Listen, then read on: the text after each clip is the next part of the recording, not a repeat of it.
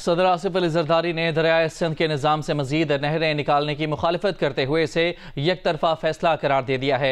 Parliament के मुश्तरका इजलास से 8वीं बार खिताब करते हुए सदर जरदारी का कहना था कि मेरा आईनी फ़र्ज़ है कि ऐवान और हुकूमत को खबरदार करूँ कि आपकी कुछ एक तरफा पॉलिसियाँ वफाक पर शदीद दबाव का बायस बन रही हैं। बतौर सदर इस फैसले की हिमायत नहीं कर सकता, इस मनसूबे को तर्क कर दें। सदर ने माशी बेहतरी के हुकूमती इक़दाम की तारीफ भी की और जमहूरी इदारों पर अवामी एतमाद की बहाली के लिए ठोस इक़दाम की जरूरत पर जोर दिया। वकार सत्ती की रिपोर्ट देखिए।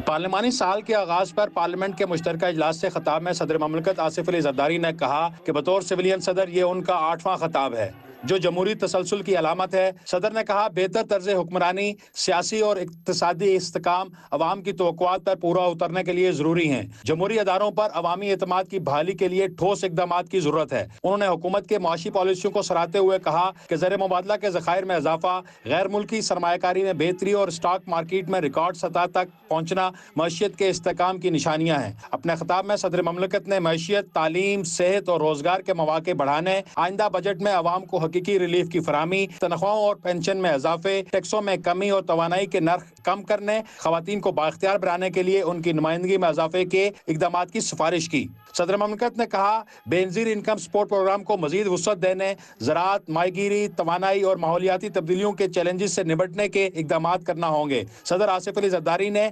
पार्लियामेंट और हुकूमत को मशवरा दिया कि वो मुल्क में तरक्की को यकसा तौर पर यकीनी बनाए और बलोचिस्तान और गिलगित बल्तिस्तान समेत तमाम खित्तों को कौमी तरक्की के धारे में शामिल करें। सदर आसिफ अली जरदारी ने दरियाए सिंध के निज़ाम से मजीद नहरें निकालने की मुखालफत करते हुए कहा कि दरियाए सिंध के निज़ाम से मजीद नहरें निकालने की बतौर सदर हिमायत नहीं कर सकता। हुकूमत से दरख्वास्त करता हूँ कि वो इस तजवीज़ को तर्क करे, तमाम स्टेक होल्डर्स के साथ मिलकर काम करे ताकि वफाक की इकाइयों के दरमियान मुत्तफिका इत्तफाक राय की बुनियाद पर काबिल अमल पायदार हल निकाला जा सके। वकार सत्ती, जियो न्यूज़, इस्लामाबाद। वज़ीर आज़म शहबाज शरीफ ने पीपल्स पार्टी को दरियाए सिंध से नहरें निकालने का मामला खुश असलूबी से हल करने की यकीन दहानी करा दी। ज़राए का कहना है कि बिलावल भुट्टो जरदारी की क़यादत में पीपल्स पार्टी के वफ़द ने वज़ीर आज़म को बताया कि दरियाए सिंध के निज़ाम से मज़ीद नहरें निकालने से सारे सूबे में तशवीश है। एक तरफा पॉलिसियाँ वफाक पर शदीद दबाव का बायस बन रही हैं। ज़राए के मुताबिक वज़ीर आज़म ने पीपल्स पार्टी के वफ़द को बताया कि दरियाए सिंध से नहरें निकालने का मंसूबा पीपल्स पार्टी को एतमाद में लिए बगैर नहीं किया जाएगा। वज़ीर आज़म ने यकीन दहानी कराई कि इस हवाले से जल्द आला सतह इजलास तलब किया जाएगा। उन्होंने कहा कि पीपल्स पार्टी और नून लीग के पंजाब के मसाइल के हल के लिए हफ्ते के रोज़ लाहौर में इजलास होगा।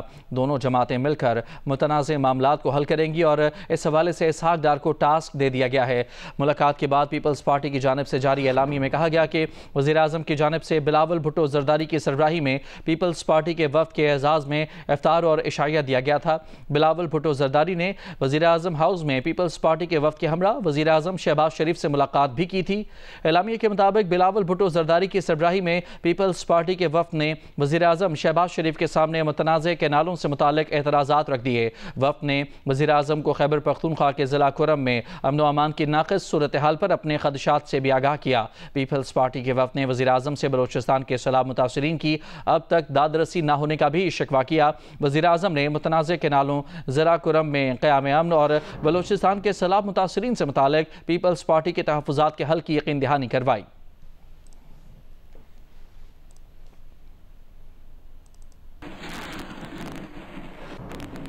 वफाकी वज़ीर एहसन इकबाल का कहना है कि सिंध का पानी कम करने की बात में कोई सदाकत नहीं है। मजमूई तौर पर पानी की कमी का असर तमाम सूबों पर पड़ रहा है।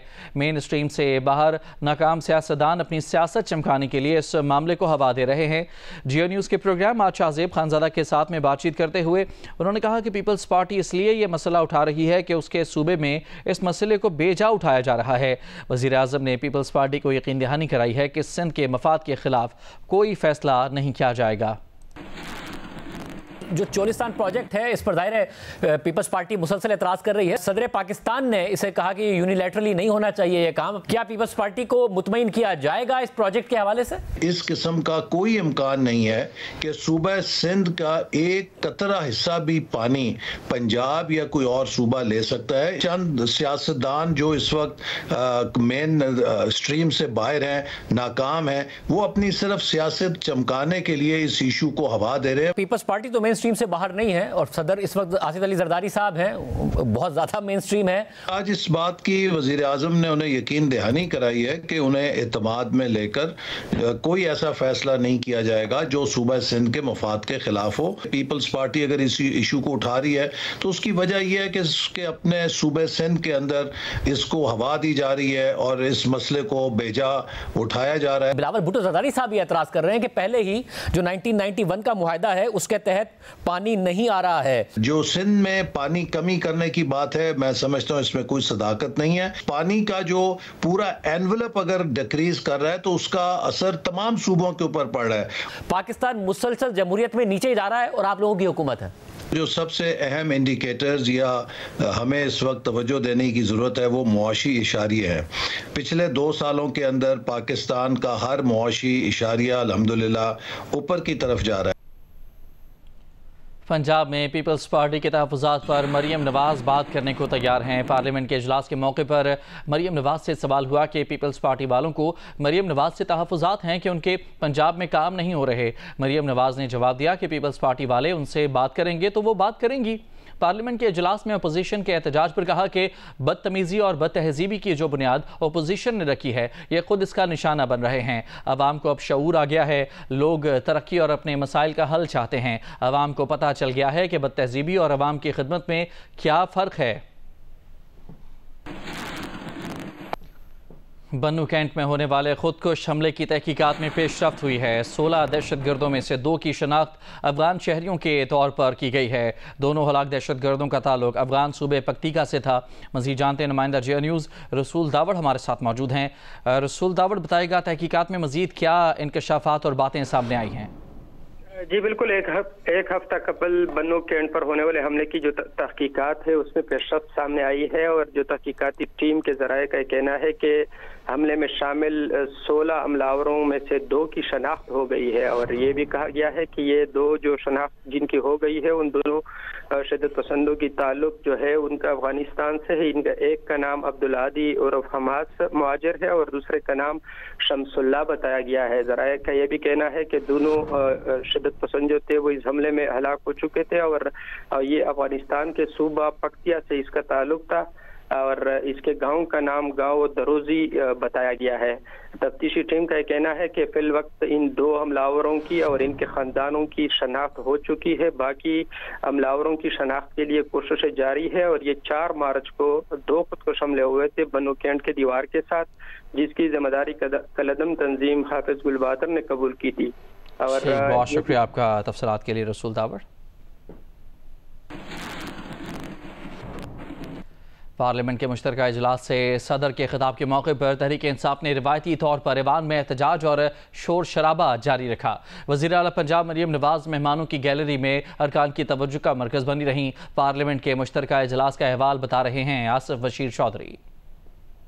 नए पार्लिमानी साल पर पार्लियामेंट के मुश्तरका इजलास से सदर आसिफ अली जरदारी के खिताब के मौके पर तहरीक इंसाफ ने ऐवान में भरपूर एहतजाज किया। PTI अरकान ऐवान में नारे लगाते हुए दाखिल हुए और पूरे इजलास के दौरान नशिस्तों पर खड़े होकर हुकूमत मुखालिफ नारेबाजी की। PTI अरकान ने सदर मुमलिकत की तकरीर के शुरू में सदर के खिलाफ नारे लगाए, ताहम बाद में पूरे इजलास के दौरान मुस्लिम लीग नून के खिलाफ नारेबाजी की। मरियम नवाज मेहमानों की गैलरी में आई तो PTI अरकान ने शरीफ खानदान को निशाने पर ले लिया और उनके खिलाफ मुसलसल नारेबाजी शुरू कर दी, जो इजलास के आखिर तक जारी रही। बिलावल भुट्टो जरदारी शोर शराबे में सदारती खिताब सुनने के लिए बार बार हाथों से अपना हेडफोन दबाते रहे, जबकि आसफा भुट्टो अपने वालिद की तकरीर के दौरान इंतहाई जज्बाती और फिक्रमंद नजर आईं। उन्होंने सदर के खिताब के दौरान अपनी नशिस्त पर टेक भी नहीं लगाई। सदर जरदारी की तकरीर के दौरान नारे और शोर शराबा बढ़ा तो पीपल्स पार्टी के अब्दुल कादिर पटेल और आगा रफीउल्लाह स्पीकर डाइस के सामने आकर खड़े हो गए। PTI अरकान ने सैयद यूसुफ रजा गिलानी के हक में भी नारे लगाए और कहा कि चेयरमैन सेनेट की इज्जत बहाल करो। PTI अरकान शहजादा गस्तासिब समेत दीगर अरकान ने इमरान खान की रिहाई से मुतल्लिक अंग्रेजी में लिखे हुए बैनर्स गैर मुल्की सफारतकारों के सामने लहराए और पूरे ऐवान का चक्कर भी लगाया। PTI के रुकन शेर अफजल मरवत इमरान खान की रिहाई और हुकूमत के खिलाफ एहतजाज से लाताल्लुक अपनी नशिस्त पर खामोश बैठे रहे। एक मौका पर जब PTI अरकान हुकूमती बेंचों की जानिब बढ़े तो नून लीग के हनीफ अब्बासी, अता तारड़ और दीगर अरकान वजीर आजम के लिए दिफाई हसार बनाकर तक खड़े हो गए। इसी दौरान नून लीगी खवातीन अरकान पार्लियामेंट ग्रुप की शक्ल में मेहमानों की गैलरी में जाकर मरियम नवाज से हाथ मिलाती रही। तीनों सर्विसेज चीफ और वजीर आला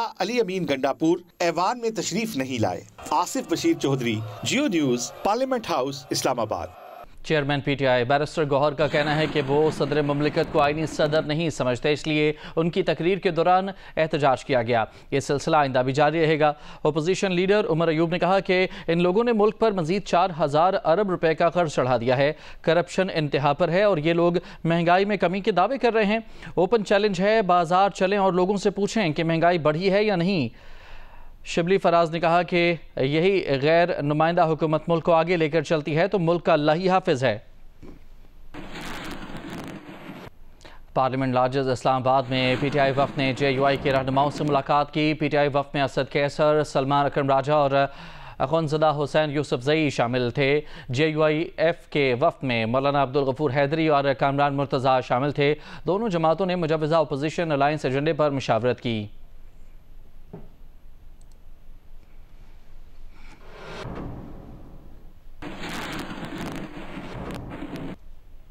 सेनेटर इरफान सिद्दीकी ने कहा है कि अगर पीटीआई को एस्टेब्लिशमेंट से कुछ नहीं लेना तो उनका दरवाज़ा बार बार क्यों खटखटाती है।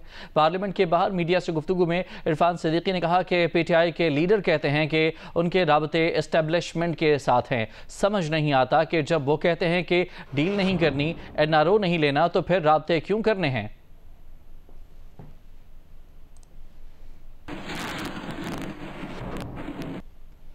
वज़ीर ममलिकत बराए दाखिला तलाल चौधरी ने दावा किया है कि पीटीआई के 1 दर्जन अरकान पार्लियामेंट पार्टी पॉलिसी से मुत्तफ़िक़ नहीं हैं। वो अलहदा ग्रुप बनाने की ख्वाहिशमंद हैं। पीटीआई के चीफ व्हिप कौमी असम्बली मलिक आमिर डोगर का कहना था कि उनके पार्टी अरकान पर बहुत दबाव है और उन्हें 75 करोड़ से 1 अरब रुपए तक की बोली लगाई गई। हुकूमत पार्टी के बचे अरकान को भी तोड़ने के दर पे है। वो जियो न्यूज़ के प्रोग्राम कैपिटल टॉक में मेज़बान हामिद मीर से गुफ्तगू कर रहे थे।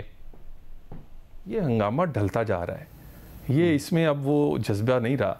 इनके मेरे के बहुत सारे ऐसे लोग हैं जिन्होंने बैनर पकड़े थे, उनका दिल इनके साथ नहीं था। मेरे से डोगर साहब बड़ा बेहतर जानते हैं, इन्हें पता है कि इनके अंदर 1 दर्जन से ज़ायद लोग हैं जो बस इंतज़ार में बैठे हैं कि हम इस तरह की सियासत से जान छुड़ाएं। 1 दर्जन से ज़ायद लोग, ये आप इशारा दे रहे हैं कि कोई फॉरवर्ड ब्लॉक बनने वाला है? सर देखिए, फॉरवर्ड ब्लॉक की तो इनके में ज़रूरत ही नहीं है, खुद ही अल्लाह की मेहरबानी से लड़ाई झगड़ा। तलाल चौधरी साहब इशारा दे रहे हैं कि 1 दर्जन अरकान पीटीआई के, यानी कम से कम 12, वो शायद आपकी पार्टी की पॉलिसी से मुत्तफिक नहीं है और कोई अलग ग्रुप बनाने वाले हैं। हमारे अरकान पे प्रेशर है, बिलखुसूस पंजाब के अरकान पे प्रेशर है।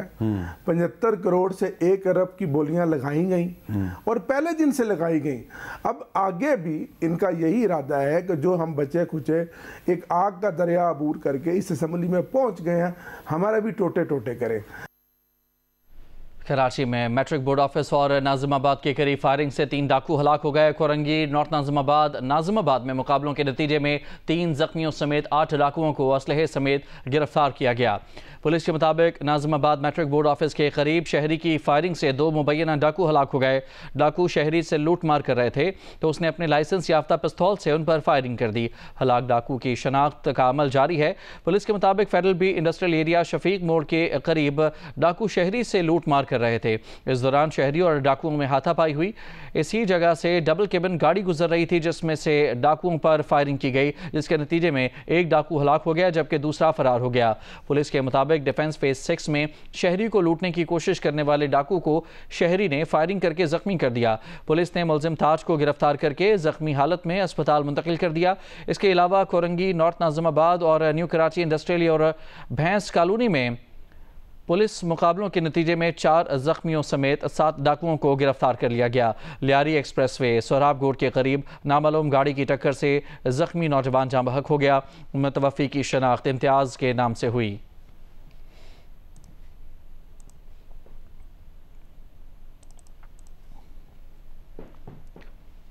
डेरा इस्माइल खान में गांव भगवानी में बच्ची को वनी करने के केस में 2 मुलजमान को अदालत ने 3 रोज़ा जिस्मानी रिमांड पर पुलिस के हवाले कर दिया। गिरफ्तार एक मुलजिम को कल अदालत में पेश किया जाएगा। दीगर 3 की गिरफ्तारी के लिए छापे मारे जा रहे हैं। बच्ची को वनी करने का वाकया तहसील पहाड़पुर के गाँव भगवानी में पेश आया था। पंचायत की जानिब से 12 साल बच्ची को वनी किए जाने पर वालिद ने दिल बर्दाश्ता होकर जहरीली गोलियां खाकर खुदकुशी कर ली थी। डीआई खान में मुलजमान को जुडिशल मजिस्ट्रेट की अदालत में मुलजिम फरीद और किफ़ायत को पेश किया गया। अदालत ने मुलजमान को 3 रोज़ा रिमांड पर पुलिस के हवाले किया। पुलिस के मुताबिक तीसरे मुलजिम को इमरान को कल पेश किया जाएगा, जबकि मुकदमे में नामजद मुलजमान इनायत, मलिक, जलाल और रमज़ान ताहाल गिरफ्तार नहीं किए जा सके। पुलिस का कहना है कि तफ्तीशी अमला वाक़े के मज़ीद बयानात और शवाहिद इकट्ठे कर रहा है। पुलिस की तरफ से दर्ज FIR में दीगर 2 दफ़ात के साथ 310 और 322 भी शामिल की गई हैं। पुलिस का कहना है कि वाक़े में मुलविस दीगर मुलजमान को जल्द गिरफ्तार कर लिया जाएगा।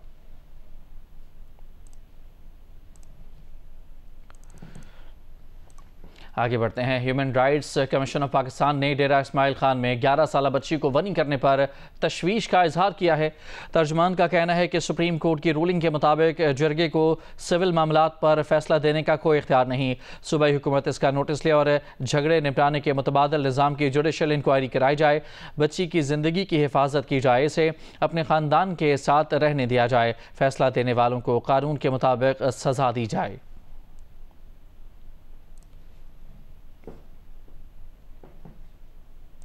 आगे बढ़ते हैं और अभी आपको ये खबर दें, इस्लामाबाद के F9 पार्क के करीब तशद्दुद का शिकार ख़वातीन और मुलजिम के दरमियान हैरत अंगेज़ तौर पर राज़ीनामा हो गया। मुलजिम 7 मार्च को ज़मानत मिलने पर रिहा हो गया। सामने आए मुआहदे में तीनों ख़वातीन ने बयान दिया है कि उन्होंने मुकम्मल तसल्ली कर ली है, जमाल बेकसूर है, मुकदमा गलत फहमी की बिना पर दर्ज करवाया गया। F9 पार्क में ख़वातीन पर तशद्दुद का वाक़या 23 फरवरी को सामने आया। दर्ज मुकदमे में मुलजिम जमाल पर ख़वातीन पर तशद्दुद और 10 तोले जेवर और 20 लाख रुपए नकदी छीनने का इल्ज़ाम आयद किया गया था। में अस्पताल लाहौर के चेस्ट वार्ड में टीके के मुबैना रिएक्शन से 2 मरीजों की हलाकत का मामला। इस मामले को वज़ीर सेहत पंजाब ख्वाजा सलमान रफ़ीक ने इंसानी गलती करार दे दिया है।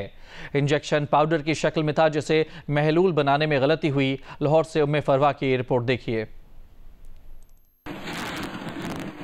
मेयो हॉस्पिटल लाहौर की चेस्ट वार्ड में गुज़श्ता रोज एक टीके के मुबैना रिएक्शन से 36 साला मरीजा नौरीन जाबहक जबकि 15 मरीज मुतासर हो गए थे। मुतासरा मरीजों में से दौलत खान नामी मरीज आज सुबह दम तोड़ गया। अस्पताल इंतजामिया का कहना है कि दीगर मुतासरा मरीजों की हालत खतरे से बाहर है। वज़ीर सेहत पंजाब ख्वाजा सलमान रफ़ीक ने इस हवाले से जियो न्यूज को बताया कि ये वाकया इंसानी गलती की वजह से हुआ। वार्ड में 2 नर्सेज की ड्यूटी थी जिन्होंने महलूल बनाने में गलती की। रिपोर्ट आने के बाद इन नर्सेज के खिलाफ सख्त कार्रवाई की जाएगी। यही बच्चियां हमारी नर्सेज लाखों इंजेक्शन लगाती हैं, उसका रिएक्शन नहीं आता, लेकिन कहीं ना कहीं जब एक लैब्स किया जाता है और जल्दबाजी की जाती है तो इस किस्म का रिएक्शन हो सकता है।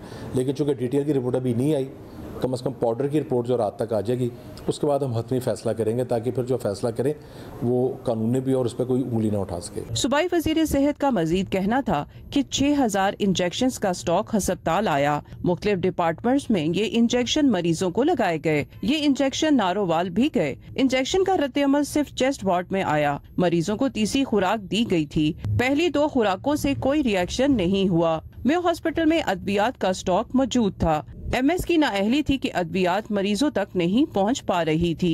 कैमरामैन हनान यूनस के साथ उम्मे फरवा, जियो न्यूज। ग्रीन लाइन और ऑरेंज लाइन बस सर्विसेज का इंतजाम हुकूमत सिंध ने संभाल लिया है। वजीर ट्रांसपोर्ट शर्जील इनाम मेमन ने कहा कि बस सर्विसेज की कारकर्दगी को बेहतर बनाने के लिए काम करेंगे। ग्रीन लाइन और ऑरेंज लाइन बस सर्विस का ऑपरेशनल कंट्रोल हुकूमत सिंध ने बाज़ाब्ता तौर पर संभाल लिया है। CEO PIDCL वसीम बाजवा ने कंट्रोल सेक्रेटरी ट्रांसपोर्ट असद जामिन के हवाले कर दिया। तकरीब में सिंध मास ट्रांजिट अथॉरिटी के MD कमाल दायो समेत BRTs, ऑरेंज लाइन और ग्रीन लाइन के हुकाम भी शरीक हुए। वज़ीर ट्रांसपोर्ट शर्जील इनाम मेमन ने कहा कि ग्रीन लाइन और ऑरेंज लाइन की सिंध हुकूमत को मुंतकिली पब्लिक ट्रांसपोर्ट नेटवर्क को मजीद मुनज़्ज़म करने की जानिब अहम कदम है। हुकूमत सिंध बस सर्विसेज की बेहतरी और पायदारी के लिए पुरअज़्म है ताकि शहरियों को बेहतरीन सफरी सहूलियात फराहम की जा सकें।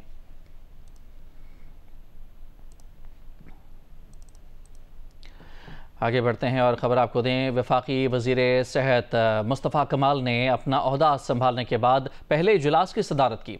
उनका कहना था कि सेहत की वजारत वो इदारा है जिससे करोड़ों आवाम की ज़िंदगियाँ वाबस्ता हैं।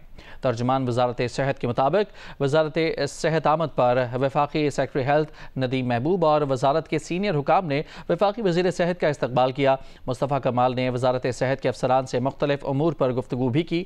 उन्होंने कहा कि जब तक यहाँ हूँ इस बात को यकीनी बनाऊंगा कि हमारे फैसलों और इक़दामात से अवाम की ज़िंदगी पर अच्छे असरात रुनुमा हों।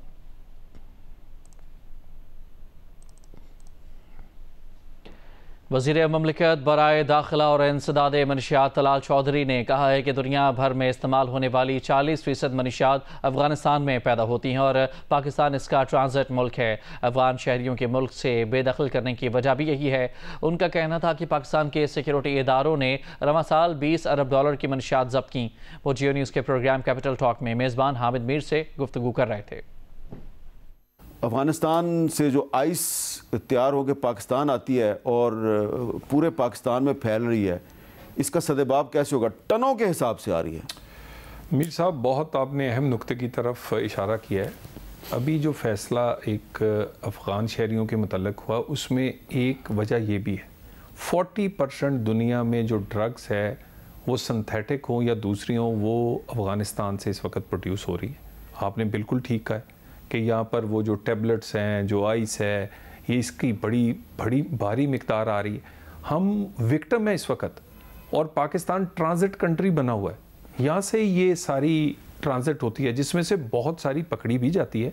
मसलन ANF ने सिर्फ इस साल में जो इंटरनेशनल उसकी वैल्यू है वो $10 बिलियन की पकड़ी है और 10 बिलियन की बाकी एजेंसीज ने पकड़ी है। आप सोचें निकली कितनी होगी? $20 अरब की पकड़ी। देखिए, ये अफगानिस्तान से प्रोड्यूस हो रही। खेलों की दुनिया से खबर है कि पाकिस्तान T20 स्क्वाड का दौरे न्यूजीलैंड की तैयारियों के लिए लगाया जाने वाला 4 रोज़ा ट्रेनिंग कैंप लाहौर में ख़त्म हो गया। स्क्वाड 12 मार्च को न्यूजीलैंड रवाना होगा। पाकिस्तान T20 स्क्वाड ने न्यूजीलैंड रवानगी से कबल LCC ग्राउंड लाहौर में लगाए जाने वाले 4 रोज़ा ट्रेनिंग कैंप में खूब मशकें की। पहले 2 रोज़ खिलाड़ियों ने कोचेस की निगरानी में नेट्स पर बॉलिंग और बैटिंग की प्रैक्टिस की, जबकि इस दौरान फील्डिंग ड्रिल्स भी की गई। कैच प्रैक्टिस पर ज्यादा फोकस किया गया। बकिया 2 रोज मैनेजमेंट ने खिलाड़ियों को सिनेरियो बेस्ड मैच प्रैक्टिस का मौका फराहम किया। बैटिंग कोच मोहम्मद यूसुफ ने बैटर्स को मुख्तलिफ टिप्स दी। बैटर्स ने फेयरलेस क्रिकेट खेलने की झलक दिखाई, जिसका उन्हें पैगाम दिया गया। कैंप के आखिरी रोज फास्ट बॉलर हारिस रऊफ ने बेटे की विलादत के बाइस कैंप में शिरकत नहीं की। वो आज टीम को ज्वाइन कर लेंगे। T20 स्क्वाड 12 मार्च को न्यूजीलैंड रवाना होगा, जहां 5 T20 मैचेस की सीरीज का पहला मैच 16 मार्च को खेला जाएगा। गवर्नर सिंध कामरान खान टिसोरी ने कहा है कि बगैर आईनी इख्तियारात के उन्होंने 50,000 से ज़ायद बच्चों को IT तालीम दिलवाई, जिनमें कई बच्चे अब लाखों रुपए महीना कमा रहे हैं। उन्होंने ये बात गवर्नर हाउस कराची में इफ्तार डिनर से खिताब में कही, जिसमें लोगों की बड़ी तादाद शरीक हुई। गवर्नर कामरान टिसोरी का कहना था कि बगैर इख्तियार के IT कोर्सेज, राशन बैग्स, मोटरसाइकिलें और दीगर फराहम कर रहे हैं।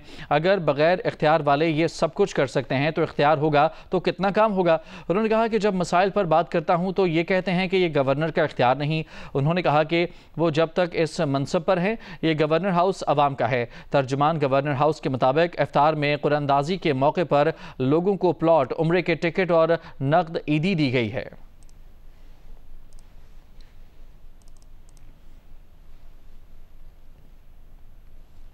अमरीकी वज़ीर ख़ारजा मार्को रूबियो और होमलैंड सिक्योरिटी ने कोलंबिया यूनिवर्सिटी में एहतजाज की क़यादत करने वाले फ़लस्तीनी एक्टिविस्ट महमूद खलील की गिरफ्तारी की तस्दीक कर दी है। ग्रीन कार्ड होने के बावजूद महमूद खलील को immigration and custom enforcement ICE ने गिरफ्तार किया और उन्हें रियासत लुजियाना के एक हिरासती मराकज़ में रखा हुआ है। तफसीलात इस रिपोर्ट में जानिए। महमूद खलील को अमेरिका में मुस्तकिल रिहाइश का हक हासिल है, फिर भी उन्हें हफ्ते के रोज यूनिवर्सिटी में उनकी रिहाइश गाह से गिरफ्तार किया गया। वो एक नुमाया फलस्तीनी एक्टिविस्ट हैं और दिसंबर तक कोलंबिया यूनिवर्सिटी के तालिब इल्म थे। उन्होंने कोलंबिया यूनिवर्सिटी में गजा यकजहती कैंप की क़यादत की थी। होमलैंड सिक्योरिटी का दावा है कि खलील की सरगर्मियां हमास से मुंसलिक इक़दामात के जुमरे में आती हैं और ये गिरफ्तारी सहूनियत दुश्मनी रोकने के सदर ट्रंप के अहकामात के तहत की गई। वज़ीर ख़ारजा मार्को रूबियो ने भी भी गिरफ्तारी की तस्दीक करते हुए सोशल मीडिया पर कहा कि वो अमेरिका में हमास के हामियों के वीजे या ग्रीन कार्ड मंसूख करेंगे ताकि उन्हें मुल्क बदर किया जा सके। महमूद खलील की अहलिया अमरीकी शहरी और 8 माह की हामला है। उन्हें अभी तक खलील से मिलने नहीं दिया गया। खलील के वकील का कहना है कि जब उन्होंने आइस एजेंट से वारंट गिरफ्तारी के बारे में पूछा तो उन्होंने फोन काट दिया। अमेरिका में फलस्तीनियों की हामी यहूदी तंजीम ज्यूइश वॉइसेस फॉर पीस का कहना है कि महमूद खलील की गिरफ्तारी का मकसद फलस्तीनी आज़ादी के लिए आवाज उठाने वाले तुलबा और तारकीन वतन बरादरियों में खौफ पैदा करना है। ये फस्तायत है, उसे सख्ती से मुस्तरद करना चाहिए और यूनिवर्सिटियों को अपने तुलबा की हिफाजत के लिए इक़दाम करने चाहिए। अमेरिका की इंसानी हुकूक तंजीमों का कहना है कि खलील की गिरफ्तारी सरासर गैर आईनी है और जाहिर करती है कि अमेरिका में इजहार राय की आज़ादी अब यकीनी नहीं रही। कानूनी माहिरीन के मुताबिक ग्रीन कार्ड सिर्फ एक इमिग्रेशन जज के जरिए मंसूख किया जा सकता है, जिससे वाज़ेह होता है कि ट्रंप इंतजामिया कानून को नजरअंदाज करके खौफ फैलाने और अपने नस्ल परस्ताना एजेंडे को आगे बढ़ाने के लिए तैयार है। शाम में सिक्योरिटी फोर्सेस और बशारुल असद के हामियों के दरमियान झड़पों में 3 रोज़ के दौरान 1300 से ज़्यादा अफराद मारे गए, जिनमें से कम अज़ कम 830 शहरी हैं। बरतानिया में मौजूद शामी इंसानी हुकूक तंजीम के मुताबिक हालिया पुरतशद्दुद झड़पों का मरकज़ शाम के साहिली इलाके तरतूस और लाज़किया हैं, जहाँ अलवी कम्यूनिटी की अक्सरियत रहती है। हलाक होने वाले अक्सरियती शहरियों का बज़ाहिर ताल्लुक़ अलवी कम्यूनिटी से है।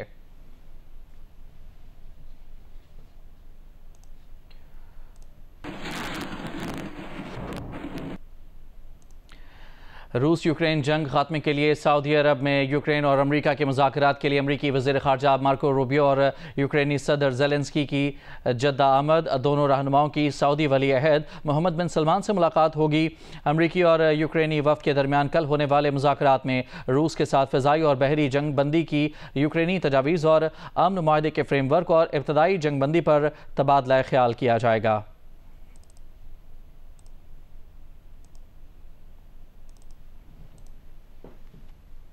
पाक अफगान बॉर्डर पर मुतनाज़ हदूद में तामीरात पर कशीदगी के बायस तुरखम तजारती गुजरगाह 2 हफ्ते से ज़्यादा का अरसा गुजर जाने के बावजूद बंद है, जिससे यौमिया $3 मिलियन से ज़्यादा का नुकसान हो रहा है। मज़ीद इस हवाले से बता रही हैं पेशावर से नादिया सुबूही इस रिपोर्ट में। पाक अफगान कशीदगी के बायस तुरखम तजारती गुजरगाह गुज़िश्ता 2 हफ्ते से ज्यादा से बंद है। सरहद बंद होने से सैकड़ों माल बरदार गाड़ियाँ खड़ी हैं, जिनमें सब्जियाँ और फल समेत खाने पीने के आइटम्स खराब हो गए हैं। रोज़ाना 1.5-2 अरब से ज़्यादा नुकसान हो रहा है दोनों तरफ। फिर ये कि इससे महंगाई भी बढ़ जाती है और ये कि ताजरों का नुकसान फिर अलग है, क्योंकि इसमें ऐसी चीज़ें हैं एशियाई खुदनोश कि वो मौके पर जब ना पहुँचे तो ख़राब हो जाती हैं। तुरखम बॉर्डर की बंदिश से योमिया उजरत पर काम करने वाले हजारों मजदूर और कस्टम्स क्लियरेंस एजेंट भी मुतासिर हो रहे हैं। बॉर्डर बंद होने से खैबर पख्तूनख्वा में फलों की कीमतों में भी इजाफा हो रहा है। वो पेरिशेबल आइटम है, वो ख़राब होंगे, लोगों को इतना नुकसान होगा, हो सकता है कि बाज़ बिजनेसमैन दोबारा लाइफ में उठ ही ना सकें कि वो अफगान को एक्सपोर्ट कर सकें। दूसरी जानिब दोनों ममालिक के माबैन तुरखम तनाज़े के हल के लिए जिरगा भी जारी है। तुरखम बॉर्डर बंद होने पर दोनों ममालिक के ताजरों को बहुत ज़्यादा नुकसान हो रहा है। ताजिर कहते हैं तो सिर्फ ये कि दोनों ममालिक आपस में बाहिमी मशावरत से तुरखम बॉर्डर खोलने के लिए इकदाम करें ताकि ताजरों को कुछ रिलीफ मिल सके। कैमरामैन शाहिद अहमद के साथ नादिया सिबूही, जियो न्यूज़, पेशावर। हेडलाइंस होंगी एक ब्रेक के बाद।